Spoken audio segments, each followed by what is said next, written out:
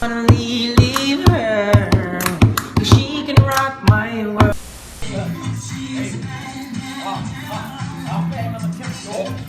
She's pouring up a refill, she calls me Shaitan cause I'm freaky and I'm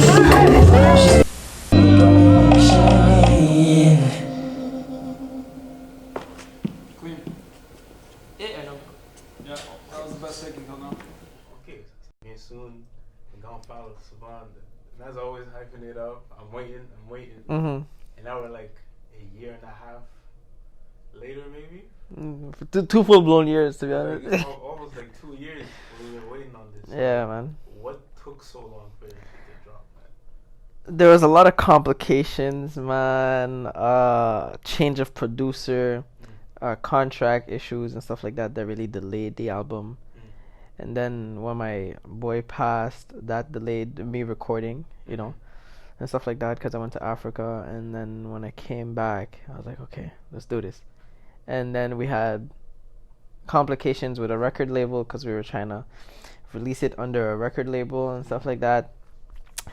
And so we decided to go independent. We took everything, the whole project, and put it in our own hands. And yeah, here we are today, man.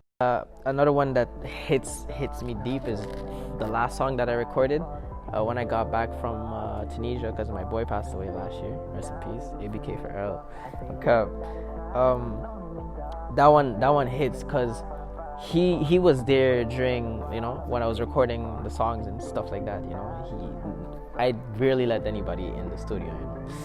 So he was there, and I just remember and I reminisce about like how he would always push me and believe in me, and he'd get hyped, and he was always like, he not once doubted anything I could do or anything I recorded. So when he passed, bro, that shit hit, and I was like, I am in the place to express how I feel about what just happened. You know what I mean? It's a big loss, and I dedicated the song to him because I know he believes in me and he knows one day I'm gonna make it. So that song, to be honest, is yeah, one hell of a track, man. So, do we Fall forward, you mean? Like it's from gonna here? fall like Oh, from- sideways, okay. and you're not supposed to look at it, but you're supposed to catch it. So Okay. we'll practice that. You wanna set it up? Yeah. Je sais pas comment le faire, moi. Juste pendant qu'on est... Ah ouais. Can we roll the song? Sold out seats, 100,000. Seen me in a benzo, had me in a friend zone.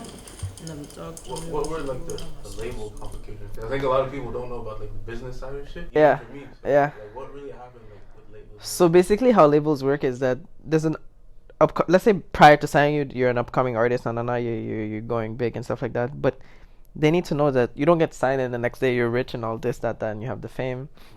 How it works is that there's a waiting list, and they prioritize artists. Obviously, if they're already working on one artist, they're trying to put all their energy, their funds into one artist to make that person blow up, and so that music company could, you know, the label could make money and stuff like that. Basically, the thing is, they were taking forever to decide on whether they should take my album under their label and then release it from there.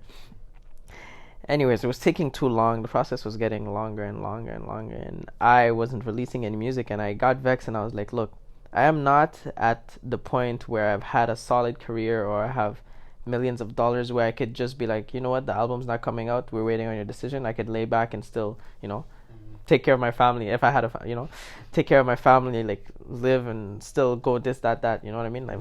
I'm still young. I haven't made it yet. I haven't made the big bucks yet. I can't wait.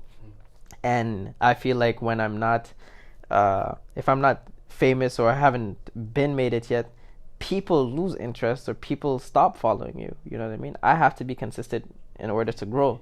Like there's other artists like Lil Wayne, 10 years before he releases other album, you know what I mean? People can wait because he's established himself, you know. So yeah, that's how I came to here, man. What's like the most annoying part for you, or like the worst part about like the whole like business side of it? Now that you're like seeing how that is.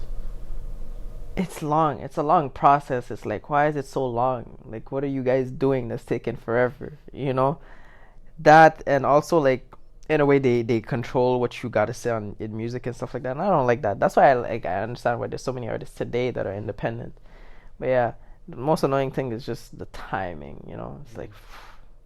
Is it a hard process to go like independent, or is it really just a matter of like taking that decision? When you're independent, like everything's under your decision. You know, on your on your command. You know, you control what you do, what you release, what you say. You know. That's why being independent is great in a way, but at the same time it's a longer and slower process because you don't have a team of people who are, you know, individually focused on a specific thing, and they all come together to work on one project, which is that artist. You know, that's the disadvantage. That's the big difference. Yeah.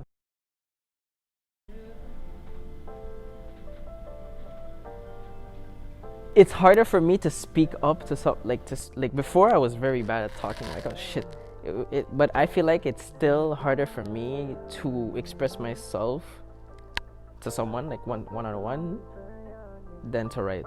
Like I write and I listen to music and it's easier, it just flows, and I have words that, you know, and I always look at, fun fact, I always look in the dictionary to make sure, yo, this word is an actual thing, you know. But yeah, this, yeah.